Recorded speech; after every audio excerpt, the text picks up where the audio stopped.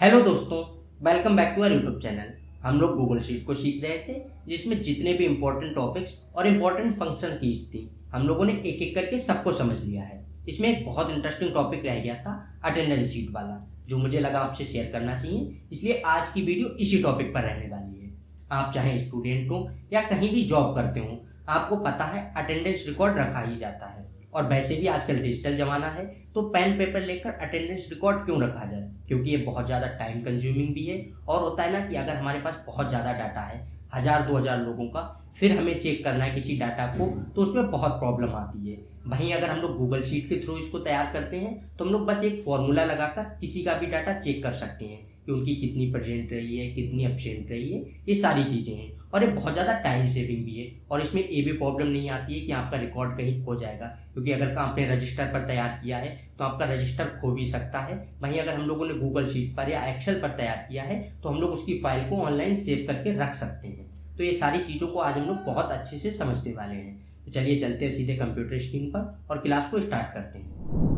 मैंने Google sheet को open कर लिया है, इसे आप अपनी स्क्रीन पर देख सकते हैं। अभी आप देख सकते हैं मैं यहाँ पर जनवरी 2024 के हिसाब से अटेंडेंस शीट तैयार करने वाला हूँ। तो सबसे पहले तो हम लोग डेट डाल लेते हैं, जो भी डेट रहने वाली है। तो मैं यहाँ पर डाल लेता हूँ 1/1/2024। यहाँ पर आप देख सकते हैं मैंने डाल ली डेट। इसके बाद हम लोग इसको आगे ड्रैग कर लेते हैं। तो देखिए कंट्रोल के साथ भी आप ड्रैग कर सकते हैं इस तरह से। मैं थोड़ा आगे तक कर लेता हूँ। यहाँ से आप देख सकते हैं मैंने जो है, एक सेकेंड फिर से करता हूँ, मैं इसको ड्रैग कर लेता हूँ इस तरह से, नॉर्मली ड्रैग कर लेते हैं। अब आप देख सकते हैं जब हम लोगों ने ड्रैग किया है, कंट्रोल के साथ सेम जा रही है। तो यहाँ पर जब हम लोग ड्रैग करेंगे तब आप देख सकते हैं डेट चेंज हो गई है, 2, 3, 4 इस तरह से डेट चेंज हो गई है। लेकिन अगर अभी आप लोग देखेंगे तो ये नंबर फॉर्मेट में है, क्योंकि ये डेट फॉर्मेट में नहीं है। हम लोगों ने इसका फॉर्मेट चेंज नहीं किया। ये सारी चीज़ें हम लोग बहुत अच्छे से पहले ही सीख चुके हैं। तो पहले हम लोग इसको डेट फॉर्मेट में कर लेते हैं। मैं थोड़ा सा जूम आउट करता हूँ जिससे आपको अच्छे से दिख जाए। अभी आप देख सकते हैं, आपको थोड़ा छोटा दिख रहा होगा लेकिन अच्छे से दिख जाएगा। आप सबसे पहले हम लोग क्या करते हैं, इनको सिलेक्ट करते हैं इस तरह से।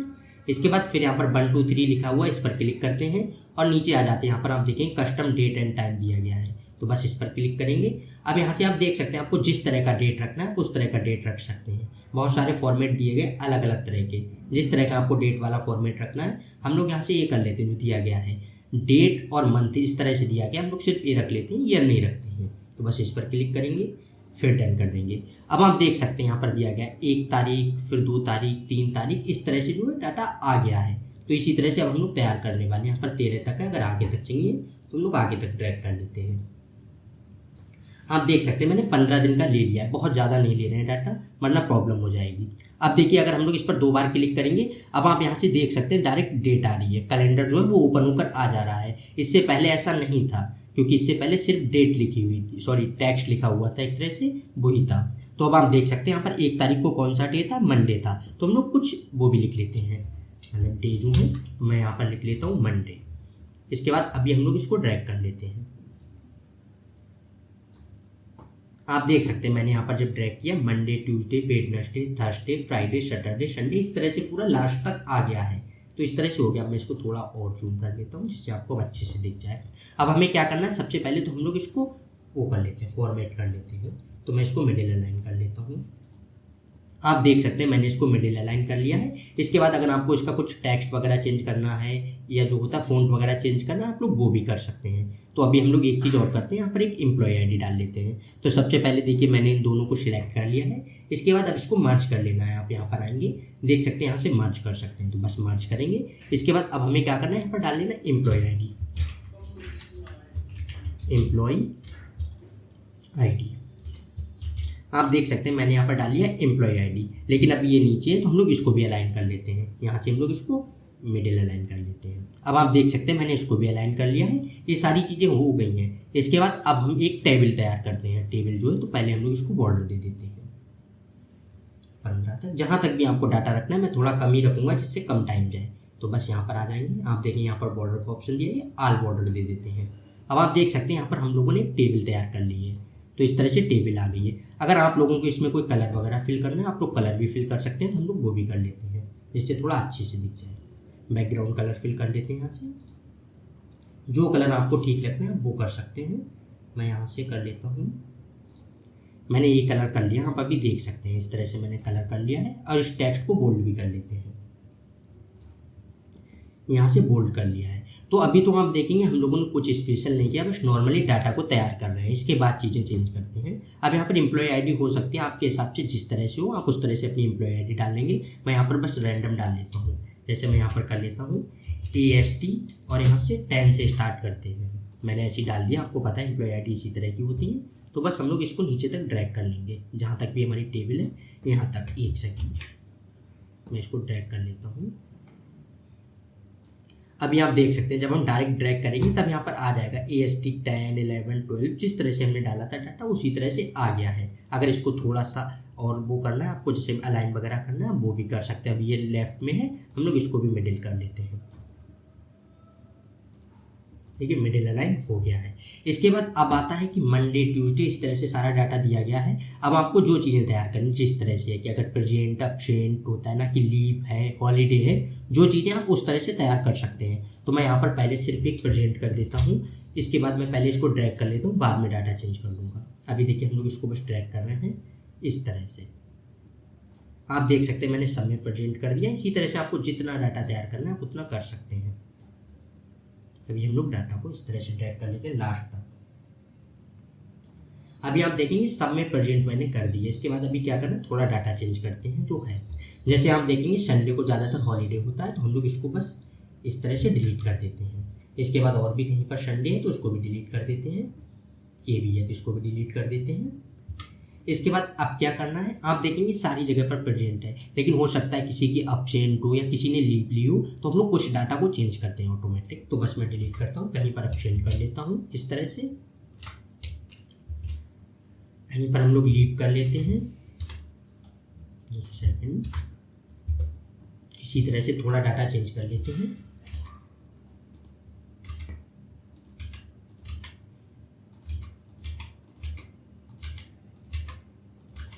आप देख सकते हैं मैंने काफ़ी जगह पर डाटा जो है उसको चेंज कर दिया इस तरह से। आपको जितना भी करना है, जैसा आपको लगता है, आपके पास तो जैसे एग्जैक्ट डाटा होगा, मैंने यहाँ पर अपनी ज़रूरत के हिसाब से इसको कर रखा है।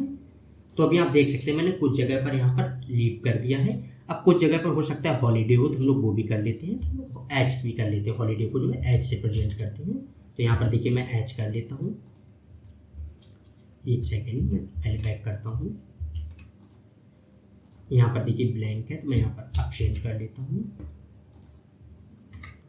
यहाँ पर हम लोग कुछ जगह पर कर देते हैं OT, जो है ओवर टाइम, हो सकता है किसी ने किया हो, तो वो भी इस तरह से डाटा तैयार कर देते हैं। एक सेकेंड, देख सकते हैं मैंने यहाँ पर कुछ जगह पर OT भी कर दिया है। जितना भी है आप उस तरह से कर सकते हैं। थोड़ा मैंने हर तरह का डाटा ले लिया है कि इस तरह का हो सकता है, अगर आपके ऑफिस में होगा तो इस तरह का डाटा हो सकता है।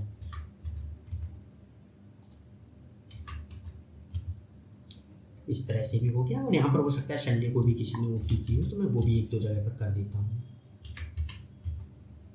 अब आप देख सकते हैं मैंने अलग अलग तरह का डाटा जो है वो तैयार कर लिया है। जिस तरह का भी डाटा हो सकता है उस तरह का डाटा तैयार कर लिया है, जो भी चीज़ें थी। अब इसके बाद बचता है कि अगर हमें इस डाटा को चेक करना है तो वो किस तरह से करना है। सबसे पहले तो हम लोग पहले इसको अलाइन कर लेते हैं, इसको भी मिडिल अलाइन कर लेते हैं।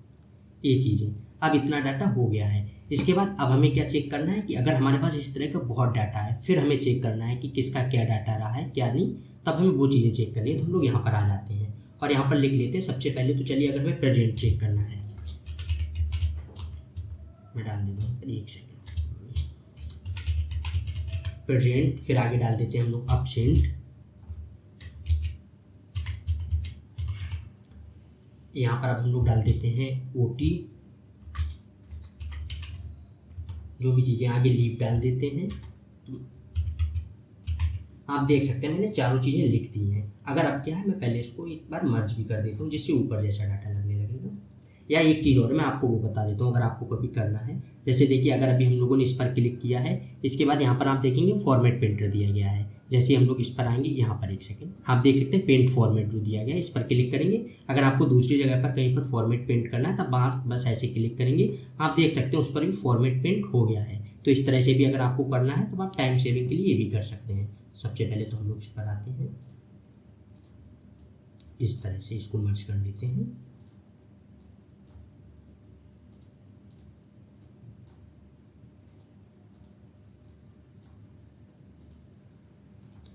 भी आप देख सकते हैं मैंने मर्ज कर लिया है। इसके बाद अब क्या करना है, फिर ये जितने चारों हैं चारों पर कर लेते हैं। तो मैं इसको भी जल्दी से कर लेता हूँ।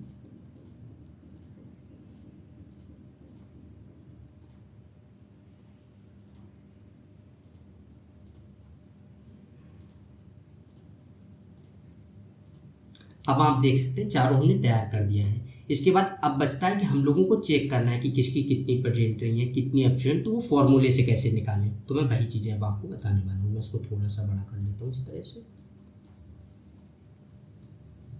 अब आप देख सकते हैं सबसे पहले हमें क्या करना है, फॉर्मूला लगाना है। तो फॉर्मूला के लिए आपको पता है कि एक इक्वल का साइन लगाना है। इससे गूगल शीट या एक्सेल जो भी है उसमें पता चल जाता है कि आगे हम लोग फॉर्मूला टाइप करने वाले हैं।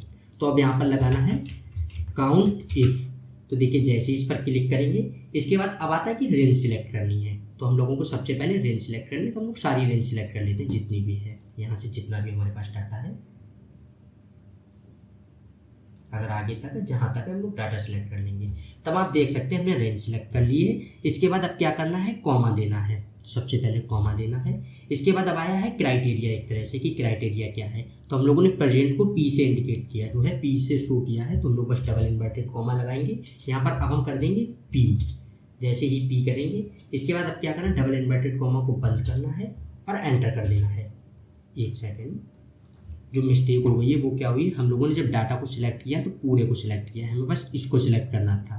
तो ये जितना भी ये टोटल प्रेजेंट जो आई हैं वो हैं। तो यही है, मैं इसको फिर से डिलीट करके चेंज करता हूँ। तो देखिए डबल इक्वल, फिर यहाँ पर काउंटिव, ये चीज़ें, फिर इसको क्लिक करते हैं। यहाँ पर रेंज सिलेक्ट करनी है। तो रेंज हमें सिर्फ इसमें इस वाले जो है AST 10 जो है एम्प्लॉय ID, हमें सिर्फ इनका चेक करना है। हम लोगों ने सारा एक साथ चेक कर लिया था, तो बस एक एक करके इस तरह से चेक करेंगे आगे तक। देखिए यहाँ तक की जो हमारी रेंज है हमने सिलेक्ट कर ली है।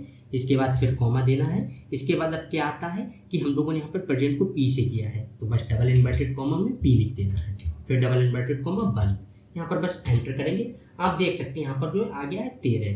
तो इनकी जो 15 दिन में प्रेजेंट कितनी आई है, 13। इसके बाद नीचे भी आप देख सकते हैं ऑटोफिल दिया गया है। इस तरह से हमारे पास कितना भी डाटा होगा हम लोग इसी तरह से कर सकते हैं। अगर हमें ऑटोफिल करना तो बस क्लिक करेंगे, आप देख सकते हैं सारा डाटा ऑटोफिल हो गया है। अब हम लोग कुछ चेक करते हैं कि डाटा सेम है कि नहीं। तो देखिए सबसे पहले हम लोग 10 पे चेक करते हैं, सारी प्रेजेंट है, बस संडे वाला दिन जो है वो ब्लैंक था। यहाँ पर भी आप देख सकते हैं संडे वाला दिन ब्लैंक था। तो इस तरह से यहाँ पर 13 प्रेजेंट हो गई। यहाँ पर आप देखेंगे जो दूसरा है यहाँ पर 12 है, क्योंकि यहाँ पर एक दिन पर आप देख सकते हैं लीव ली गई है।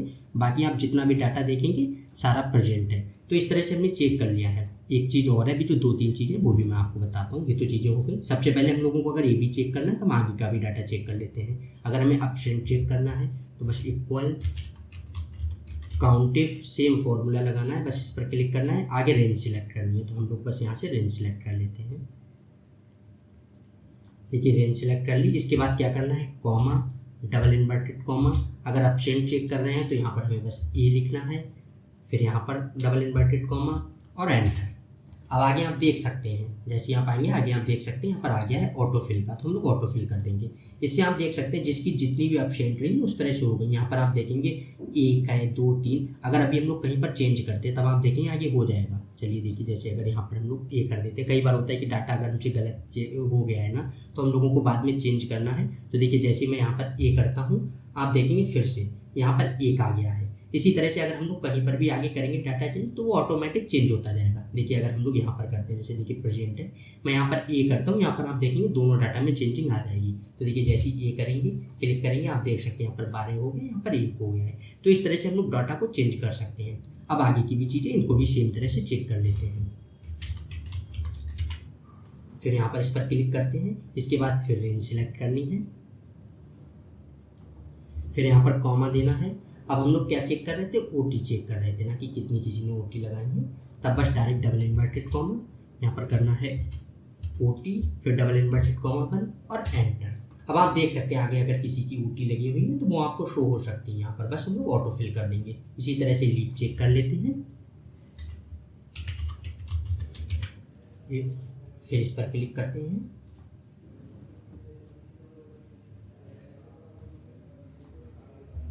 Comma, double inverted comma, leave का एल, एंटर।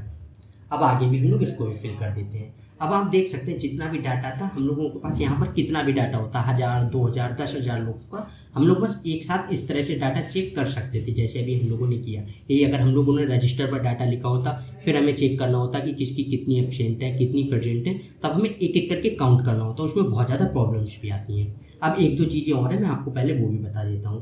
जैसे अभी तो आप देखेंगे यहाँ पर बहुत ज़्यादा डाटा है, अगर हमें चेक करना होता, चलिए अगर हम लोगों ने वैसे ना किया होता, अगर हमें चेक करना होता कि इसकी कितनी एब्सेंट है, अगर हमें उसको हाईलाइट करना होता तब हम उस डाटा को हाईलाइट भी कर सकते हैं। तो वो चीज़ें भी मैं आपको बता देता हूँ। देखिए हमें बस सारा डाटा को एक साथ सिलेक्ट करना है जितना भी डाटा है।